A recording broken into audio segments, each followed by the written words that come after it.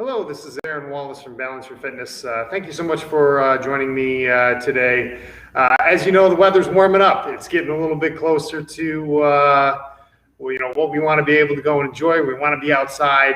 We want to be able to go and head to the beach, especially if you're here in Michigan. It's like 90 degrees this weekend. We all want to be able to enjoy ourselves. And so I wanted to be able to talk a little bit about this stream. In this stream about talking about sort of the typical stereotypical muscles that we usually want to work on when it comes to being able to have that aesthetic look that we like. So today we're going to be talking a little bit about that and some of the most important tips that we can be able to go and have for improving that. So we're going to talk about the 4 most important exercises. So I'm going to label this APAC. So a little 4-letter word, APAC, that everyone usually works on in the gym if you're more working on the aesthetic look, which is your abs, your pecs, your arms, and your calves. So if you were to think about sort of the stereotypical beach workout, right, is not necessarily the ones that I would recommend doing all the time when it comes to improving function. But again, if you want to be able to go and you're working on some of that aesthetic look, that's what we're going to be able to go and work on today. So what I've got here is I've got some of my cables and some small weights. I wanted to be able to go and demonstrate this with the least amount of equipment as possible, because again, I want to be able to go and show what we can do without thousands of dollars worth of equipment. So I'm going to start off with just a single cable setup here, and you can use a band at home. There's also variations where we can use small dumbbells, etc. But I'm just going to go and show this real quick here. So the most important consideration whenever we're doing any work that we're working to improve our body aesthetically, the pace of the exercise is extremely important, right? So what I mean by that is how fast we're doing it. So how fast our repetition goes in the shortening phase, like if I'm going and doing a bicep curl, and then the lengthening phase as I bring the dumbbell back down.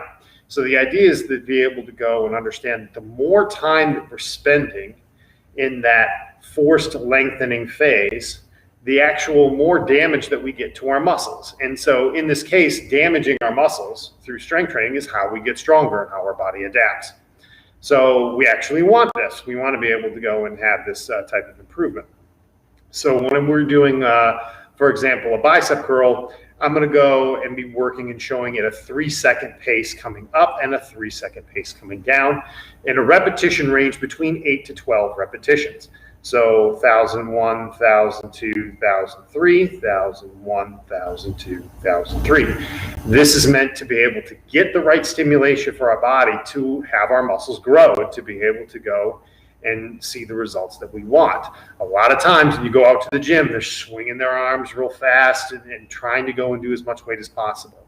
This is what we want to be able to go and get out of, is being able to slow our body down. So I'm going to show you we're going to start off with the arms exercise here. So we'll start off with the A for arms.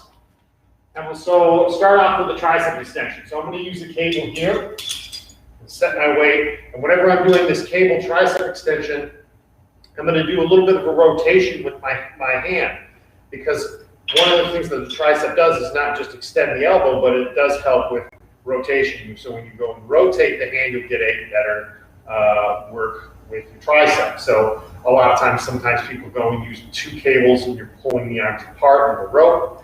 That's useful as well. But let's just say I'm going to have just a single handle with some inexpensive equipment that I have at home. So I'll start here with my palm up, and then as I exhale, I'm going to draw my belly button in because I'm going to work on stabilizing my core as well. I'm going to rotate my hand as I come down, and that should get a nice full contraction of your tricep. Then I'm going to go 1,001, 1,002, 1,003 as I come back up. 2, 3, 1, 2, 3. Doing a whole set of 8 to 12 repetitions, and we're going to try to be able to get to close to failure, right? So we want to be able to go and get it to where it is getting to the point where it's really tough to be able to finish that last rep. Is really important because that's when we actually going to go and see the best results. But keeping strict form and being able to do it correctly is the key. So again, start with your palm up for your tricep and then end with your palm facing away from you. Inhale and then exhale and then rotating. So that was for your triceps. Now again, you notice that my elbow stayed in the same place the whole time. It's not moving forward or back. It's nice, slow control. Same thing with the bicep. So I want to move this down to the bottom. So if I'm going to do a bicep curl, I can be able to go and use either a dumbbell or perhaps a cable or a resistance band. So when I do the bicep curl, I'm going to do the same thing. I'm going to be working on that hand rotation. So it's the opposite that we're starting off with the triceps. So I'm going to have the palm facing away from me. And as I exhale and draw the belly button in, I'm going to curl so that way my palm is facing me this time. So as I inhale and I get that rotation. My bicep, part of the bicep function is to rotate the forearm externally. So by being able to rotate the hand, we get a more fuller contraction of the bicep. And we're going to go ahead and do that 3 seconds down and 3 seconds up. 1, 2, 3. Pacing really slow. So if you're just starting off, being able to work out 3 seconds down, 3 seconds up would be really sufficient. If you're a little bit more expert, like we've been strength training for 5, 10, 15 years, you can be able to go and even add a little bit slower pace. So sometimes I may have people who've been really working on this, who've been working on like bodybuilding competitions, etc. And I would actually have them do a 6-second pace. 3, 4, 5, 6, because that longer, slower force lengthening makes it you get more muscle damage, you get more improvements with our workout.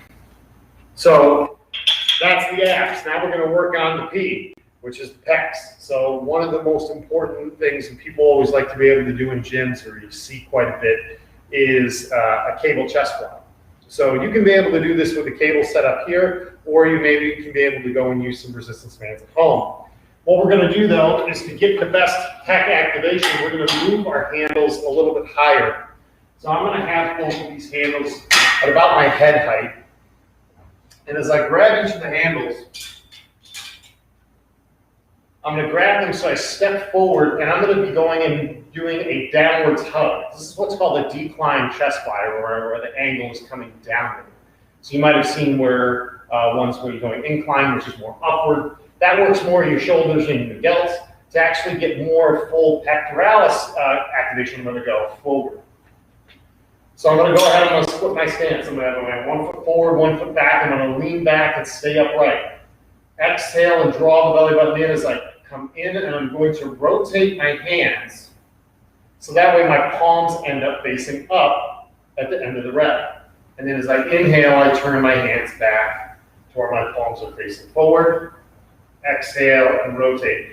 That extra rotation gets you that extra contraction of the of your pecs as you go forward.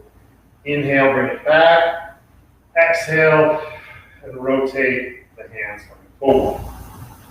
3 seconds. 1, 2, 3. 1, 2, 3. So pretty simple. Again, the pace is really what's the key. Being able to go and keep the pace nice and slow as you go out and then as you bring it in. So the next thing that we're going to go and work on, the next one we're going to go and work on is our abdominal muscles. So we're going to go ahead and use what's called the Swiss ball crunch. So I'm going to take this big Swiss ball I've got right here, and I'm going to use a small dumbbell to start. However, this is one of the exercises that you can be able to load, if you're pretty strong, be able to load with quite a heavier set of dumbbell.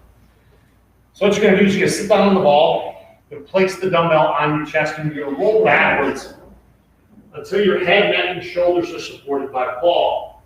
So I've got the dumbbell almost up at my neck in this position. Once I'm here, I'm going to go ahead and have my tongue on my roof of my mouth, And then I'm going to go and flex the neck like so. So as you've seen, I'm tongue is on my roof of my mouth, tucking my chin as I exhale up. And then I'm going to go into the full abdominal crunch.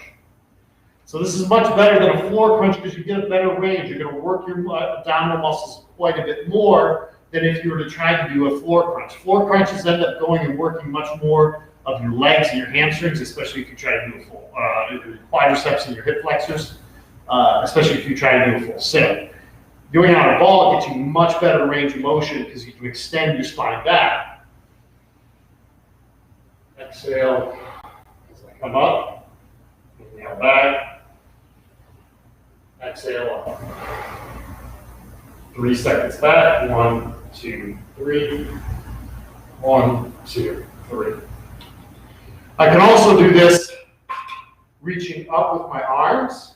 If I don't have any weights, I can go 1, 2, 3, 1, 2, 3 as well.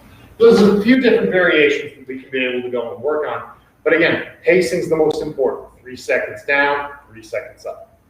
Now our last one for our 4-letter acronym is C for calves. So what I'm going to do is I'm going to take a little step here. And how you can do this at home is you can do this with just a step on your normal stairs and a small dumbbell. So we're going to do a single leg calf extension, calf raise. What I'm going to do is I'm going to set this up with my table because it's a little bit easier. But one of the things you want to make sure that you do, have something to hold on to. So we're just going to turn this right this way. And I'm going to hold on. If I'm going to go and hold this in my right hand, I'm going to hold on to a pole. I can maybe use like a railing if I'm at home. And I'm going to have my foot with my heel off of the back, so just the ball of my foot is on the edge of the step. And I'm going to keep my knee locked, so I'm going to work on my bigger calf muscle. It's called your gastroc. And then I'm going to go up into the calf extension. 1, 2, 3 on the way down. 1, 2, 3 on the way up. This is the pace that we want to be able to go and see for being able to build muscle and improve our aesthetics. 2, 3. We can also do this with our knee bent, and that works a little bit lower on our calf. So I'm going to go ahead and I'm going to come down. 1, 2, 3, 1. So as I do this, I'm letting my heel come down towards the floor, keeping my knee slightly bent the whole time.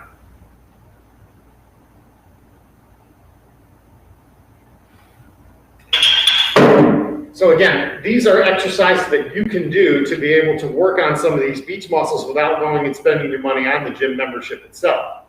So you can maybe have some small dumbbells, some bands, and pretty much everybody can be able to go and do these 4 exercises straight from home. And again, if you do the pacing properly, you do the breathing properly, you should be able to do these fairly safely, fairly effectively. So I'm going to finish up though with something that's a little bit more important when it comes to being able to go and see changes aesthetically with our body. And in the preview picture for this, I thought of a way to be able to go and get a quick laugh with people watching it, of me going and doing a bicep curl with a bar with 2 empty beer cans attached to it. So I figured to make a little bit of a joke of like, hey, it's a 12-ounce curl. People usually going out to the beach and partying and things like that. But one of the things I wanted to go and sort of touch on in this last bit here is to be able to understand that what actually is going to go and prevent most people from achieving their health and fitness goals is their addictions. And usually that comes with being able to go and deal with our mental emotional stress and being able to handle our mental emotional stress. And a lot of times what most of us go to when we're, when we're dealing with a lot of mental emotional stress is some form of drug, whether that's alcohol, whether that's other different forms of drugs, but some form of addiction to go and take our mind off or to assuage these issues that we have that we're not dealing with on the inside.